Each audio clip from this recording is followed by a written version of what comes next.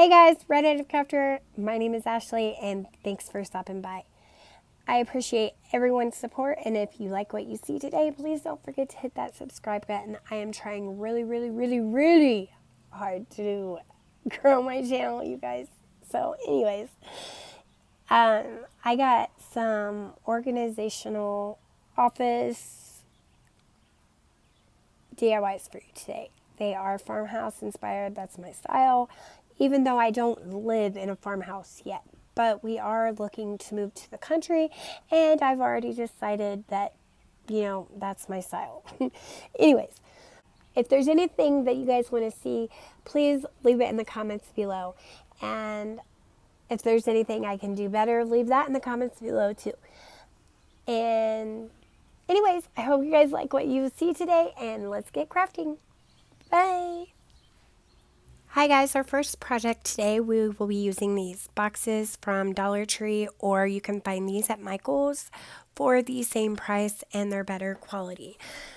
I got a tray, these wooden squares or the beads, tags, and these crates as well. Everything you can find at Dollar Tree. Then I used the Rust-Oleum and chiffon and Waverly Antique Wax for my painting. Go ahead and sand everything down. Then we're going to start hot gluing. Hot glue your crate and boxes flush, the bottoms flush with each other. You're going to take a box or two boxes and one crate and glue them together, and you're going to do this twice. You can go ahead and make each piece separately and then glue them together, but I was making as I went, or creating as I go. That's how most crafters I know, do it. Anyways, here is when I glued the second crate on top of the first crate. You guys, I am sick, so bear with me. Then we go ahead and add your hot glue to the crate and to that bottom box, and glue another box on top of that box. You're going to do the same thing on the other side. This is the hot glue I use, you guys, and I'm telling you, even if you want to rip it apart, you won't be able to. It is thebomb.com. So once you have two crates glued together, two boxes glued together, that's what you should end up with. And then we're going to glue another crate on top of that one, only stick this one with the opening side face up. Then this is where our trays come into place. I take some Jenga blocks because I could not get it to stick to the boxes because of that, indentation. So take some Jenga blocks and glue them down to the crate, and then you can glue the Jenga blocks down to the box.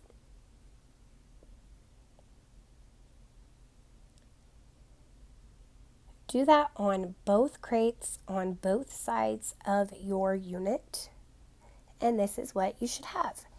Next, I went ahead and painted everything once I had everything hot glued together because I thought it was easier. You can do it however you choose to do it. I just painted everything front, back, and inside the crates as well. You do not have to paint inside the drawers or the boxes because the drawers are going to be in there. You just have to paint the front or the back of the drawers because I do turn them around to where the opening is in the back. And then I glued a Jenga piece in front of the opening to where the things that I put inside the drawers didn't fall out. Anyways, after you distress your piece, I distressed everything inside the crates on the back so it all looked finished and cohesive. I will sand everything while it's still slightly damp so it then blends nicely, if that makes sense. It just looks pretty. I like the way distressing looks. You do not have to distress your piece. This is all personal preference and inspiration, of course. Once you're done distressing, then you will sand your project, like I said. And then we will be working on the drawers. Then I went ahead and filled out my tags with what I wanted to put in my drawers with a paint marker from the Dollar Tree. And I glued my wooden squares onto my drawers and then my tags onto my wooden squares. And then I went ahead and styled it with everything I was keeping in it, I guess. And this is going to be used in my craft space right by where I film, so I can hold all the things that I am using for those projects. So I don't have to. I have a very small space, and this just is what I needed, and it is so cute and it works out great. Let me know what you guys think in the comments below.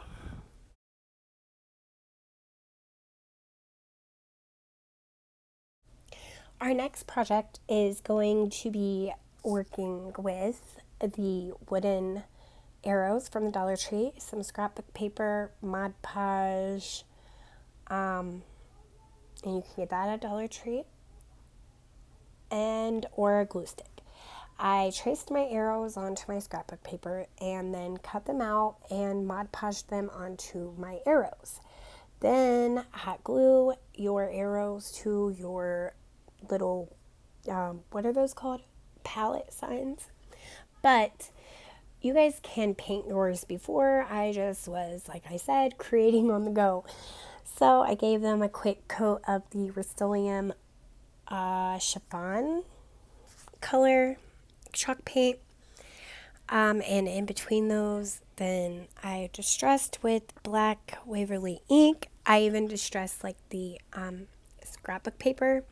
You don't have to. I just like how it looks. Then I went ahead and worked on my coasters, because this is a holder for our coasters. But it can be really anything. It can be a planter. It can be a lot of things.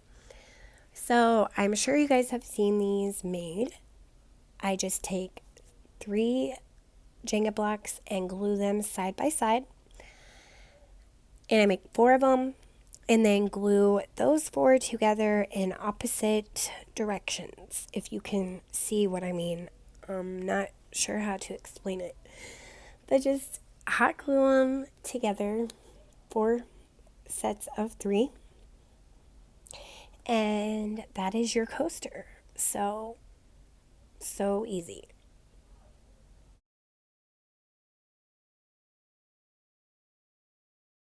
Once I had 4 of those made, I went ahead and added a bottom to my holder using the large craft sticks from Walmart. You can use pretty much anything, scrap piece of wood, a shadow box, anything that you want to use. I didn't paint it or anything. I just glued them down, and then that's what you end up with. Next, you guys, I'm going to take you on a creative fail. And, well, actually, it's not a fail because I end up making something work out of this. I gave this this Easter sign from Dollar Tree a coat of Rust-Oleum white, or linen white chalk paint. And I was going to take this decal from Dollar Tree. I didn't like the silver leaves, so I painted them black with ink by Waverly, and started to place my quote or decal onto my sign. Well, I loved how it looked. Well, I liked how it looked like this better, but I changed the B and I put it way up there. I don't even know why. I thought it looked good. So I placed the leaves underneath there. And, I was on my way to having a sign for my craft space, I thought. But no.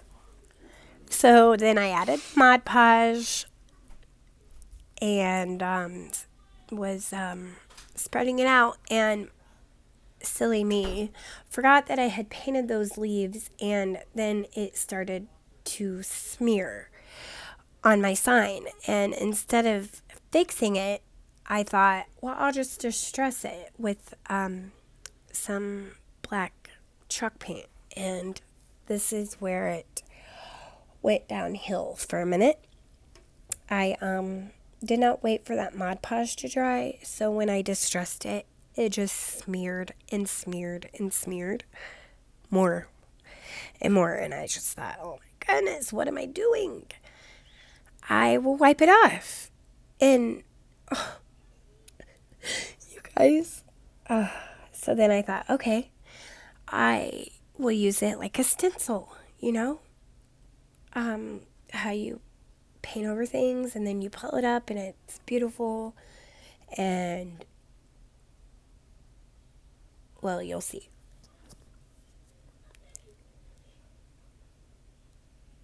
You couldn't even tell. Oh my goodness, you guys. Anyways, I thought okay, cover it up. Let's go with something different here. I forgot those leaves was on there, so here, go ahead and pull those up and then get that coat of paint on there. And then, this is what we're going with, guys.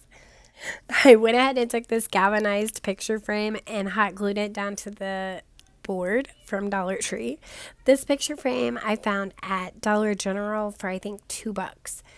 I hot glued it down, and I didn't want 2 of the galvanized picture frames, so I found this chalkboard from Dollar Tree and painted the wood in the Rust-Oleum linen white, hot glued it down to the sign, and then distressed the sign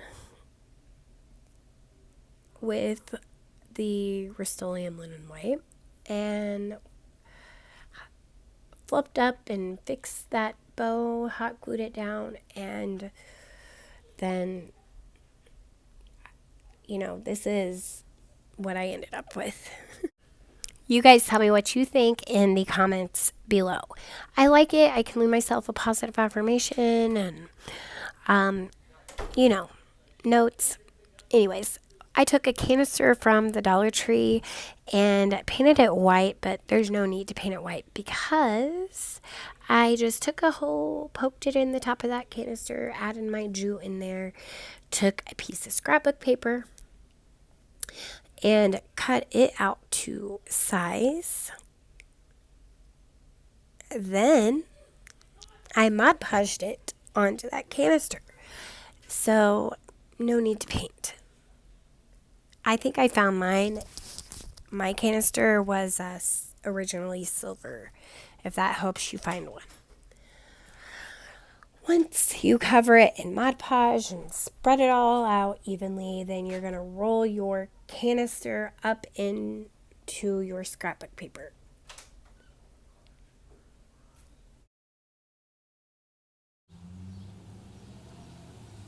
The next step, you're going to add a layer of Mod Podge on the outside, let it dry, and cut out your lid to your canister so you can open and close it. Then, see, open, close. Then go ahead and add some jute cord to hide the seams of your lid. And I added that jute cord there, and then on the bottom I wrapped it around about 3 times on each section. And I also added the same jute cord on the very top of the canister as well. I wrapped my cord about 3 times, cut it off, and hot glued the end. Here's the top. I just went around and around and around the top until I covered it completely. I really liked how that looked, and it makes it look a lot more finished and like it could have came from the store or Etsy. Then go ahead and take that same jute cord and go around the bottom about 3 times. I done mine however many times you do it at the top, do it at the bottom so it looks cohesive. And then this is how everything turned out. You guys, please let me know in the comments below what you liked, what you didn't like, what I could do better, what you want to see on my channel, anything. Any constructive criticism is greatly appreciated, you guys. I hope I am inspiring and helping lift and brighten your day. And until next time, bye guys.